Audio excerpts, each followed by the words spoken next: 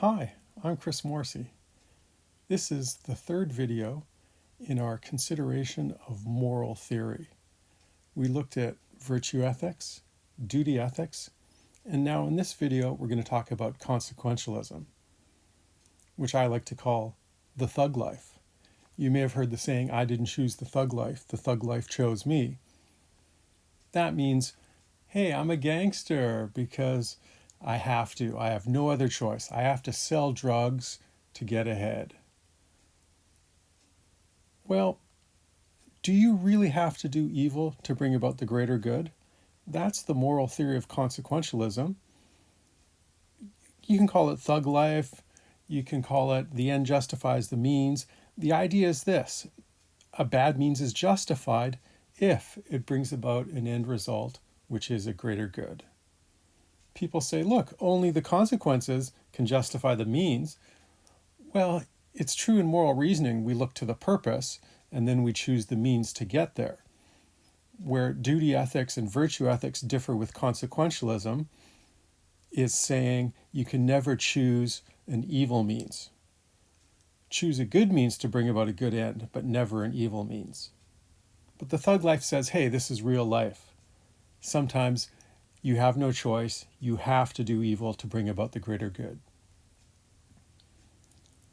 Is that really true? It's fundamentally irrational or arbitrary to make that argument.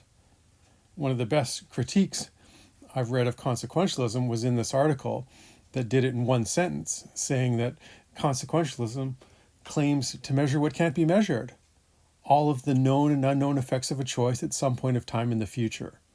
But that's selection of a future moment where things are better, therefore justifying the evil that you're doing in the present. It's arbitrarily selected. For example, the graph on your screen has 3 different trajectories. If the past is mapped out in blue, see the 3 different trajectories of the future in purple, green, and red? So it's arbitrary to select a future point where you can say, oh, things are better, therefore the evil I did is justified. The point is arbitrarily chosen. That's why consequentialism is a fundamentally irrational philosophy. It willfully engages in arbitrary rationalization. The bad news is it's the most popular moral philosophy. But you're lucky you're taking this university ethics course with me. The most popular moral theory to teach at university is consequentialism in one form or another. Consequentialism as some kind of sophisticated rationalization whereby evil now can be justified by good later. I submit to you that it just doesn't work. So you should just focus on doing good now, as duty ethics insists, or even better, insist, as virtue ethics does, on all components of your action being good. Does the real world force us to make uncomfortable choices? Well, the university professors who like to think up critiques of virtue ethics and duty ethics, the university professors who like to defend consequentialism of some form or another, they invent these thought experiments. Maybe you've heard of this one. It's usually called the trolley problem, right? That was the original version involving a trolley. I like to call it runaway train. You're driving a train, you can't stop it in time, you're going to run over 5 people, unless you switch tracks. But then you're going to hit an innocent person who happens to be on the unused track and kill them. So the thug life people, the consequentialists say, look, this is real life. You have 2 bad choices and you have to choose the least bad.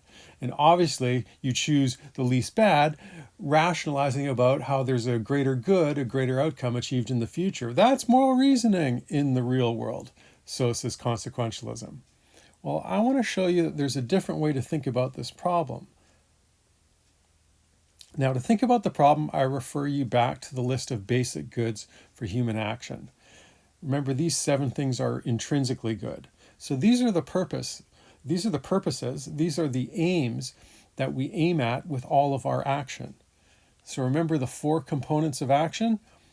Whatever you choose as the result, frequently it will be one of these basic goods. Now, is it okay to perform evil to attain a basic fundamental good like one of these 7, right? To make a friend, is it okay to rob a store? Well, that would be thug life, right? You engage in armed robbery to achieve friendship.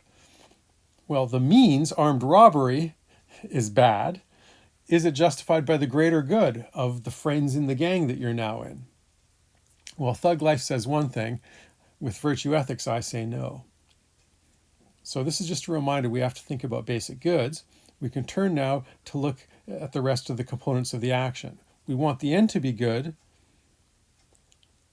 At least the consequentialists are right to insist on a good end, whereas virtue ethics insists all 4 have to be good, and duty ethics says what matters, what you have full control over, is the object of your act.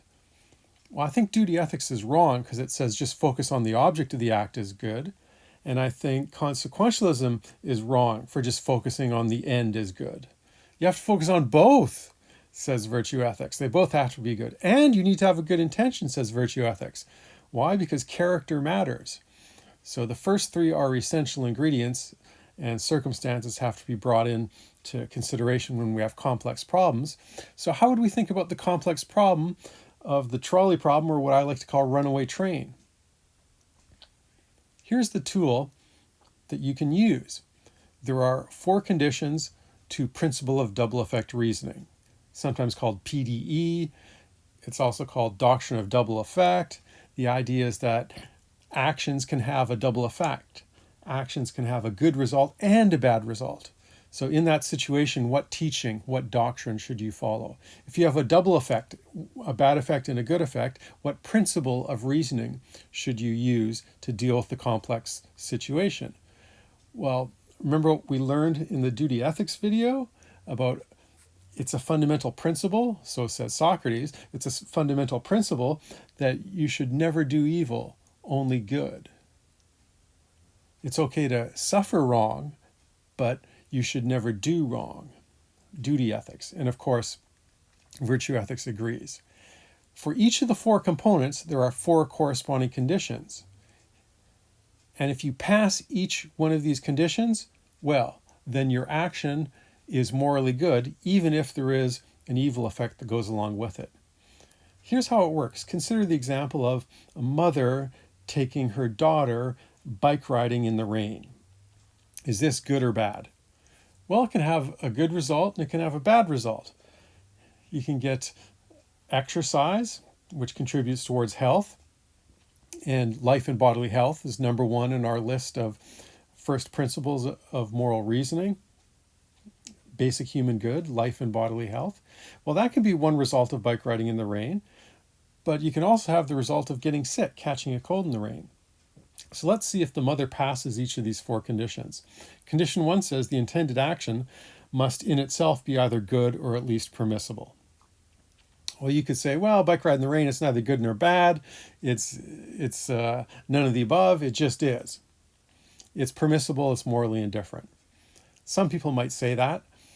I would say that no, it's good because it has to do with item 4 on the list of basic human goods. I believe item 3, play. Play and skillful performance is a basic good. So just bike riding in the rain, using your body and feeling the joy of physical activity.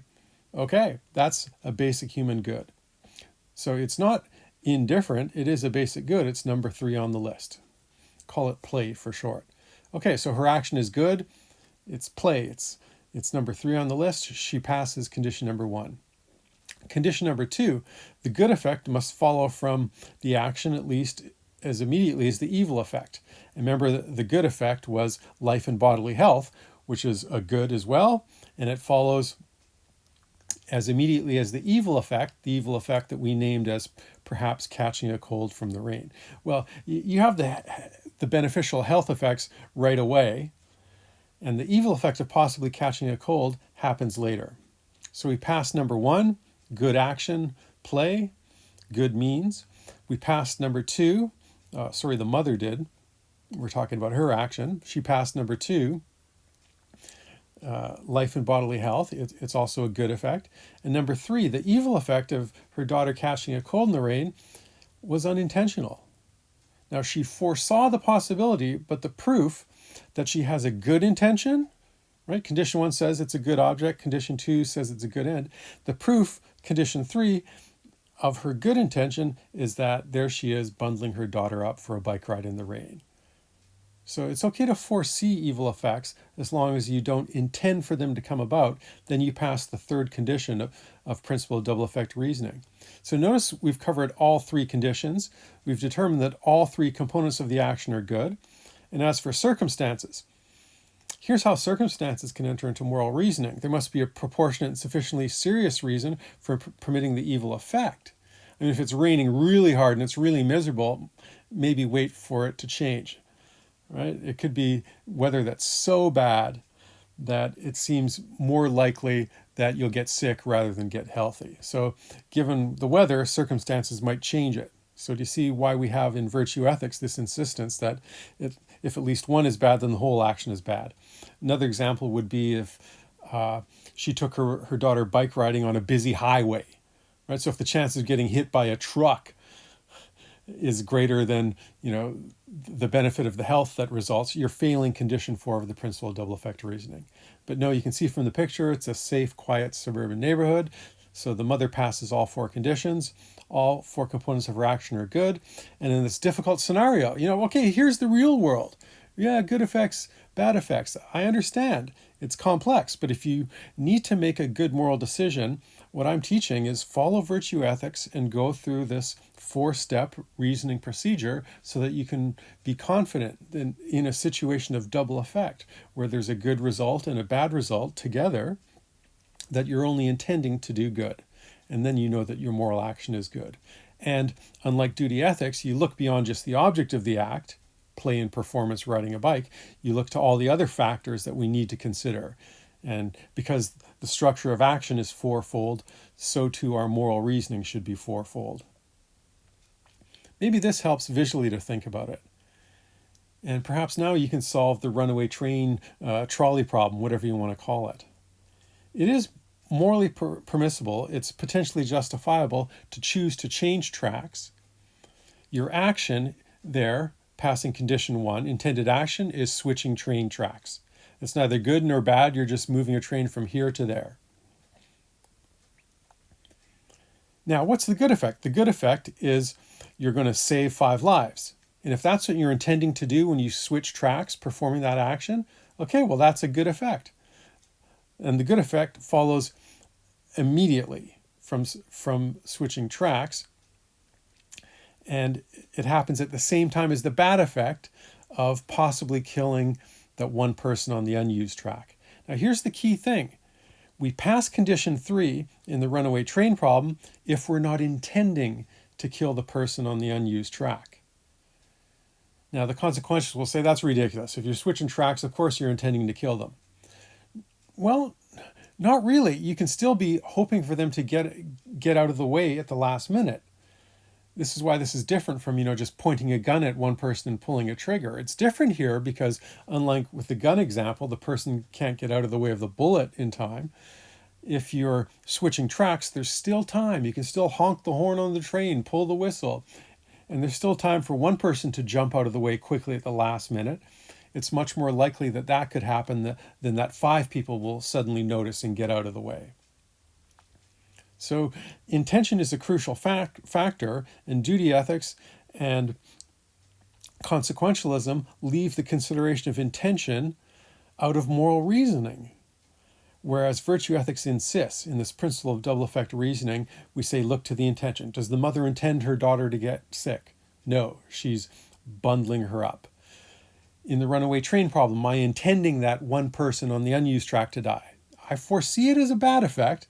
I permit it, given the circumstances. There's a proportionate and sufficiently serious reason for permitting the evil effect if it actually does come about. It's the lives of the 5 other people.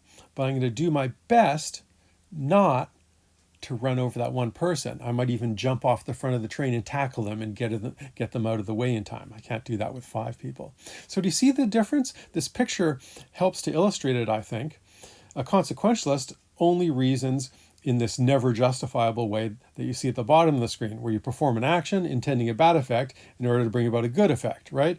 If the action is selling drugs, you're intending the bad effect of making money off your addicted customer, which then is an instrumental purpose used to bring about the good effect of, hey, you're getting ahead in life, you're getting more money, you're going to get out of this wretched neighborhood. Well, consequentialist reasoning, doing bad to bring about good, is never justifiable, but principle of double effect reasoning can guide us in difficult moral situations where there is a double effect. If both the good effect and the bad effect happen at the same time, like in the trolley problem, the runaway train problem, saving 5 lives happens at the same time as putting 1 life at risk. That's morally permissible as long as you have a good intention. It's morally justifiable as long as you pass all 4 conditions of this instrument of moral reasoning that I commend to you for your consideration. It's a better life to live than the thug life. I commend to you principle of double effect reasoning.